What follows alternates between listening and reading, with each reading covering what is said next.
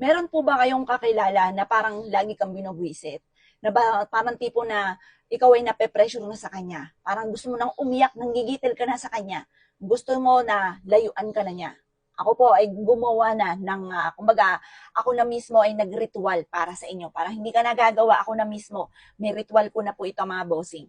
Ito po mga bossing ko ay napakamura. Ito po ay pantaboy sa mga toxic na tao sa buhay natin. Halimbawa, may tao na sobrang nainggit sa inyo, kilala nyo po siya, ayaw kang tigilan. Minsan nga, parang hindi pa iba sa inyo na nagtataka ka kung bakit ganun. Ngayon pa mga bossing kasi meron kailangan kang tanggalin din sa sarili ninyo. Once meron kang ganito, ginawa mo po to doon sa taong toxic, maaalis din ko ano yung mga negative na nakakapit po sa inyo. May mga nakakapit lang sa inyo na kailangan nating tanggalin. Ngayon pa mga bossing, eto, nandito na yung perpektong sangkap. Meron akong special na ginawa dito at babanggitin ko din yung mga sangkap na inilagay ko po dito. Ito yung paminta. Kasi ang paminta, yung amoy yan, di ba mabango po yan, masarap yan sa pagkain.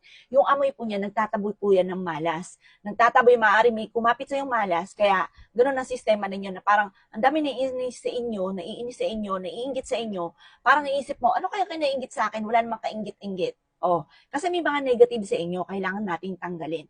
Ayan yung paminta. Tapos, nilagyan ko rin syempre siya ng 3 bawang mga bossing. Kasi yung bawang, nagtataboy po yan ng mga bad spirit, nagtataboy yan ng malas, pangkalahatan ng bawang sa mga toxic, sa pera, yan po ay yun nga po yung mga malas, pantaboy po yan. Sa pera naman, panghatak ng swerte. Tapos, pantaboy ng mga toxic.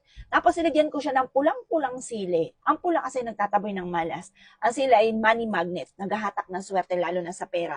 Ang cinnamon, for love and for happiness mga bossing. Nandito na yung perpektong sangkap mga bossing ko. Kasi yung cinnamon, pampalambot ng loob. At saka money magnet din po yan. Pantaboy ng kamalasan. Kumbaga, nandito na yung perpektong sangkap. Halimbawa, mga bossing, ikaw po ay merong kakilala, kilala mo yung taong ito, alam mo yung tunay na pangalan, isulat nyo ang tunay na pangalan niya, yung intention nyo sa kanya. Or kung hindi mo makilala siya, hindi mo alam yung tunay na pangalan, sabihin nyo na lang, sino man taong ito na naiinggit sa akin na hindi ko naman inaano, ay layuan na ako. Ganon. Tapos, ilagay nyo po siya dito. At tuwing alas 7 ng umaga, i-shake nyo po siya. At sabihin nyo yung intention nyo po, nalayuan ka na ng taong ito. At or kaya maalis na lahat ng mga kamalasan ninyo. Ganun po, isama nyo na rin po yan. Tapos lagi nyo yan i-shake sa umaga. Ngayon mga bossing ko, mas mainam pag yung kontrabida ang inyo pong inilagay dito, yung toxic sa buhay ninyo, ilalagay nyo ito sa ilalim ng, alimbawa sa may cabinet, sa mga malalalim na alimbawa yung iniipis, dinadaga, ganyan, para layuan ka na, para bang imbis pa no, iilagan ka nila mga bossing. Yan po. Pagka halimbawa naman, pwede naman ikaw mismo, yung malas ninyo, gusto nyo mawala na, sulat nyo po yung pangalan po ninyo at intention ninyo na mawala na lahat ng kamalasan po ninyo, makabayad ka na sa lahat ng mga pagkakautang, ganon mga bossing.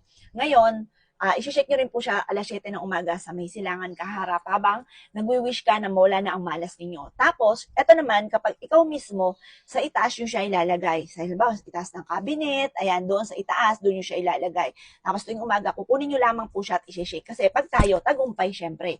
Kapag mga toxic, dyan yan sa ilalim. Ayan mga bossing. Yan dyan sa mga madidilim na may mga ipis at mga daga-daga mga bossing. Dyan yan. Pag naman tayo sa tagumpay, sa matataas po tayo ha, huwag nyo kakalimutan. O siya mga bossing ko, ang ganito po namin, ako na mismo ang gumawa po sa inyo, 80 pesos na lamang po siya. O diba, napakamura. 80 pesos na lamang. Magmadali na kayo at baka maubusan pa po kayo mga bossing.